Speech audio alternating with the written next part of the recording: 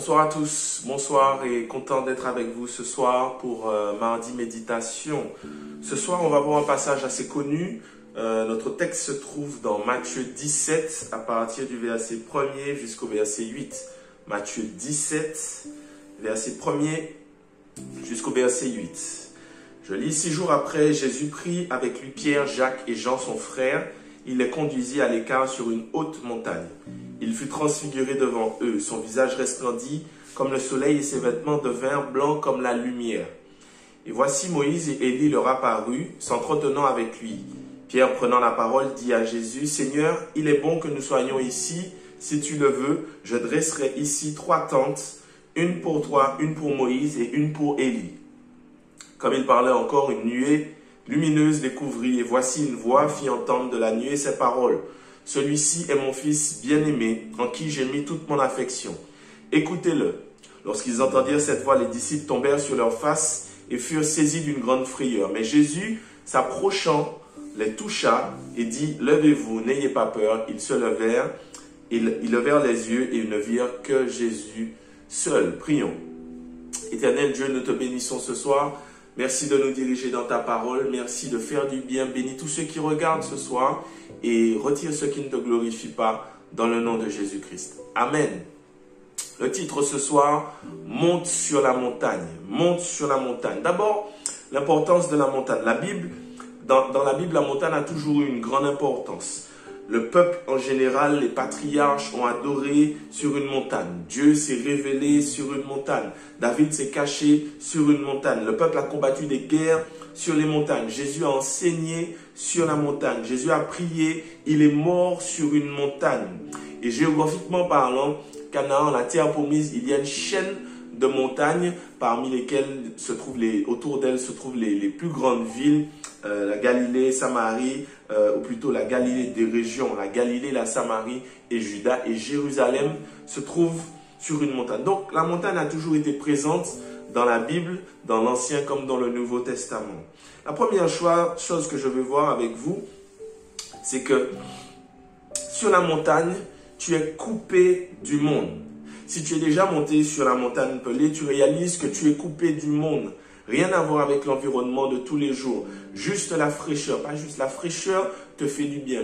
Il peut faire super chaud à Fort-de-France, mais sur la montagne, il fait bon. Il fait frais. Tu es coupé du monde. Le verset 1 nous dit que Jésus voulait être à l'écart. Voilà un Jésus qui était toujours demandé, toujours prié pour faire un miracle, pour guérir quelqu'un, pour enseigner aux disciples. Il confrontait les pharisiens, etc. Donc, Jésus, comme toi et moi, une fois on l'a vu, il avait besoin d'être seul. Et qu'est-ce qu'il a fait? Il est monté sur la montagne.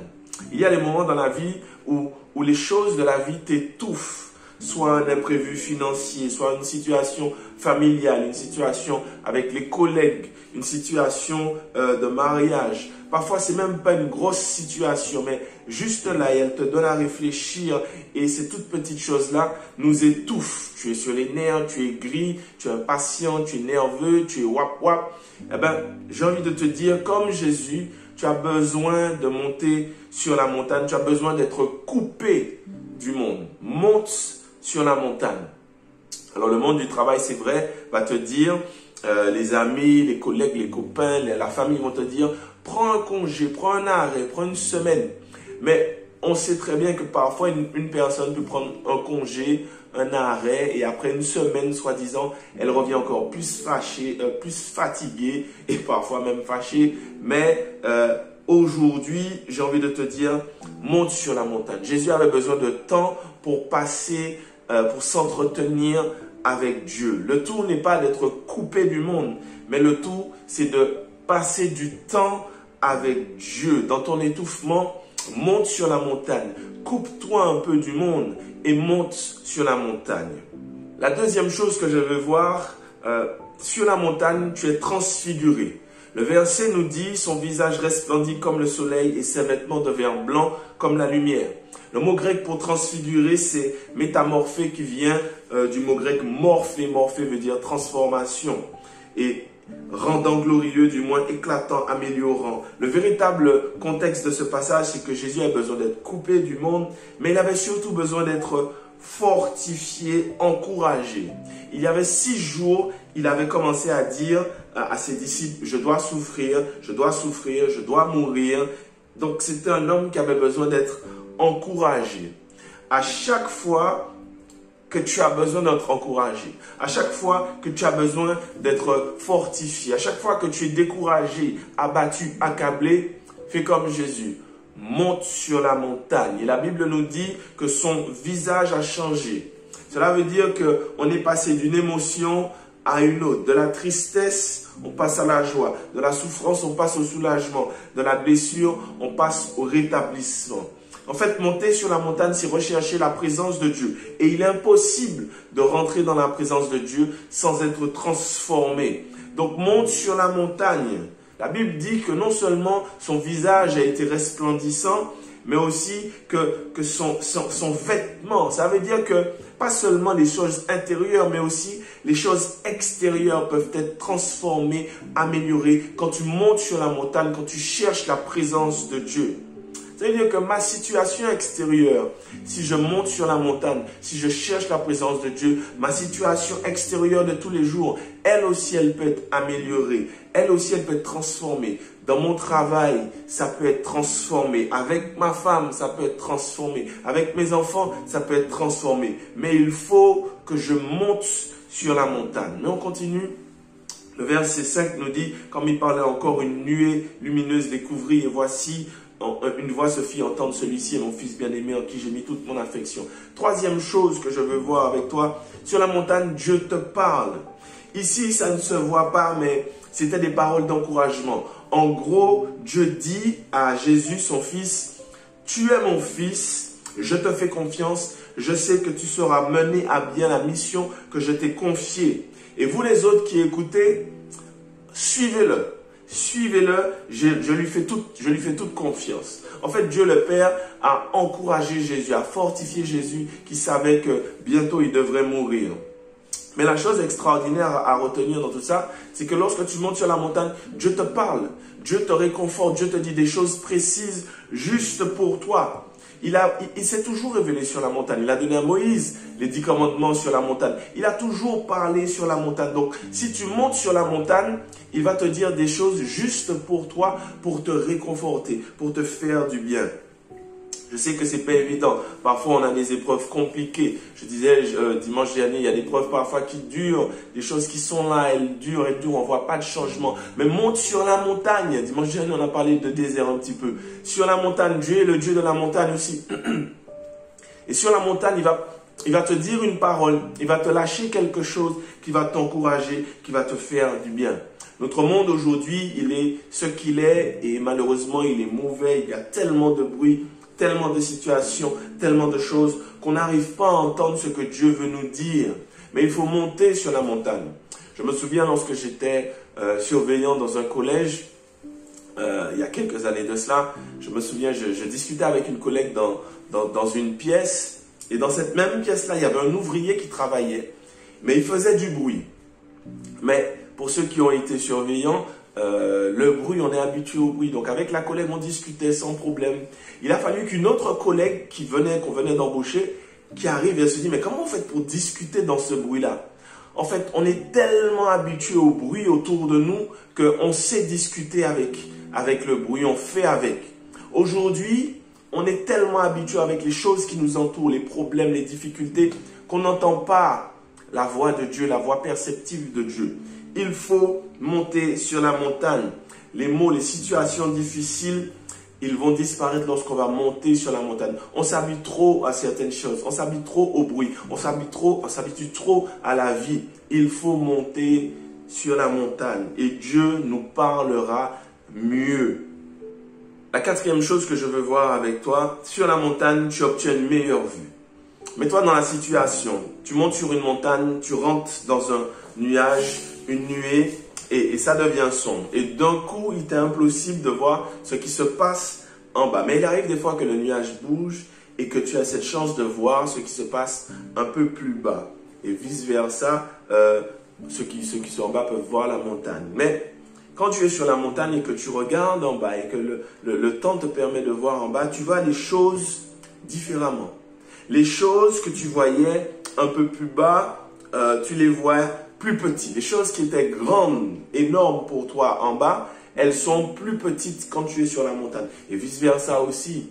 Donc, sur la montagne, ta perception de la vie, ta perception des choses est différente. Le verset dit que la nuée les a couverts. Un nuage est descendu et ils ont entendu la voix de Dieu. Mais le verset dit qu'à un moment donné, la voix de Dieu a retenti et ils tombèrent leur face sur la terre. La réalité, c'est que les disciples n'avaient pas à avoir peur. Mais pourquoi ils ont eu peur? C'est tout simple. Parce qu'ils ont arrêté de regarder, d'avoir les yeux fixés sur Jésus. Et dès lors que tu arrêtes de regarder, de fixer les choses, d'arrêter de fixer tes yeux sur Jésus, toute chose prend une dimension énorme, prend une dimension différente. Mais sur la montagne, tu rétablis les choses. Tu vois Jésus tel qu'il est et tu vois tes problèmes différemment. Il y a un petit chant qui dit « Vers Jésus, lève les yeux. Vers Jésus, lève les yeux. Contemple son visage merveilleux. Et les choses de la terre pâliront. Peu à peu, si tu lèves vers Jésus les yeux. » En fait, quand tu vois Jésus, tes problèmes paraissent différemment. Sur la montagne, c'est pareil. Lorsque tu prends de la hauteur, lorsque tu cherches la présence de Dieu, tu vas voir que ta situation, celle qui te pétait la tête, tu la vois différemment. Elle est totalement différente. Elle sera plus petite. Ton mari, son comportement, tu vas le voir différemment. Tes enfants, tu vas les voir différemment. Ton patron, tu vas le voir différemment. Parce que tu lèves vers Jésus les yeux. Tu gardes sur Jésus les yeux. Et je termine avec cette réalité. En fait, c'est vrai que je vous dis de monter sur la montagne, mais la réalité, c'est il est difficile de monter sur une montagne. Il est difficile de monter sur la montagne. Il y a quelques années de cela, j'étais beaucoup plus jeune avec le groupe de jeunes de notre église. Il y a longtemps, on avait fait cette sortie à la montagne Pelée et on était tous motivés pour monter jusqu'en haut, moi le premier. Mais à peine je suis monté, plus je monte, plus je réalise que c'est pas si simple que ça. J'avais quelques difficultés à respirer avec mes allergies et au final, j'ai été parmi les premiers à rebousser chemin. Depuis, je respecte une montagne, je respecte les excursions. Mais en fait, il y a plein de choses à considérer lorsqu'on monte sur une montagne. Plus tu vas monter, plus les jambes seront lourdes, il y aura moins d'oxygène, il y aura moins de ceci. Ce sera compliqué. En fait, il faut une bonne condition physique pour monter sur la montagne. Il faut des vêtements adéquats.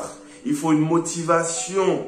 Donc, il y a des choses à prendre en compte lorsqu'on monte sur la montagne.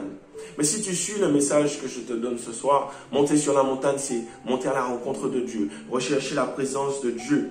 Et la première des choses, c'est qu'il te faut la motivation. Dieu a dit, cherchez-moi. Si vous me cherchez de tout votre cœur, je me laisserai trouver par vous. Ensuite, les vêtements adéquats. Le psaume 15 nous dit, qui demeurera sur la montagne sainte? Celui qui marche dans l'intégrité et qui pratique la justice. Si tu montes chargé de péché, tu ne pourras pas monter très haut. Si tu montes chargé de toutes sortes de choses, tu ne pourras pas monter très haut. Et le conditionnement de climat qui change. En fait, ça c'est une difficulté, mais c'est une réalité spirituelle, matérielle. Nous sommes des êtres matériels et monter dans la présence de Dieu, c'est un exercice spirituel. Donc il faut pouvoir faire abstraction de notre état physique pour pouvoir rentrer dans le spirituel. C'est compliqué, mais c'est possible de monter sur la montagne. Il faut se dépouiller, il faut se préparer, il faut se motiver. Parce qu'on en a besoin. Toi et moi, on en a besoin. Ce n'est pas tous les jours que tu vas monter sur la montagne. Mais monte. À certains moments, il te faut monter sur la montagne. Ça peut être par le jeûne. Ça peut être des fois simplement fermer la télé, ne pas regarder la télé de la journée. Fermer son portable, ne pas regarder son portable de la journée. Mais il te faut monter sur la montagne. Tu vas voir les choses différemment. Dieu va te parler. Tu seras coupé du monde. Monte sur la montagne. Tu en as plus que besoin. Toutes choses seront différentes. Ta vie sera différente. C'est ça l'exercice de ce soir. C'est ça le conseil de ce soir. C'est ça le message de ce soir. Monte sur la montagne. Prions. Père éternel, je te bénis ce soir pour ta parole. Je te bénis ce soir parce que la montagne a une importance dans ce que tu nous enseignes. Et ce soir, tu nous encourages à monter dans ta présence pour dire les choses telles qu'elles sont. Alors, Seigneur, nous voulons nous dépouiller de toutes choses. Nous voulons nous dépouiller de nos péchés. Nous te demandons pardon. Nous voulons monter à ta rencontre afin que tu nous parles, afin que tu nous dises quelque chose. Nous voulons, Seigneur, être coupés du monde quelques instants pour entendre, percevoir, entendre ce que tu as à nous dire, Seigneur. Nous voulons voir ta gloire et nous voulons voir les choses de notre vie différemment. Nous voulons voir nos familles différemment. Nous voulons voir, Seigneur, nos patrons, nos collègues différemment. Non pas que tu les changes, mais que tu nous donnes à les voir différemment. Transfigure-nous, Seigneur. Change-nous alors que nous montons sur la montagne, afin que les choses de la terre puissent pâlir. Je te prie ce soir pour que tu fortifies celui qui veut monter sur sa montagne, sur ta montagne, Seigneur, et qui veut te rencontrer. Sois béni, Père, et fortifie-nous encore à continuer dans ce monde, à continuer dans cette vie, à toujours être renouvelé par toi. Je te bénis, Père, je t'exalte, je te loue et je t'adore. C'est dans le nom de Jésus que je t'ai prié. Amen. Que Dieu vous bénisse, que Dieu vous encourage, que Dieu vous fortifie. Faites cet exercice de monter sur la montagne. Parfois, les choses sont là et on a besoin de souffler. Monte sur la montagne. À mardi prochain, sois béni, que Dieu te bénisse, que Dieu nous bénisse. À mardi prochain, si Dieu veut. Allez, bye.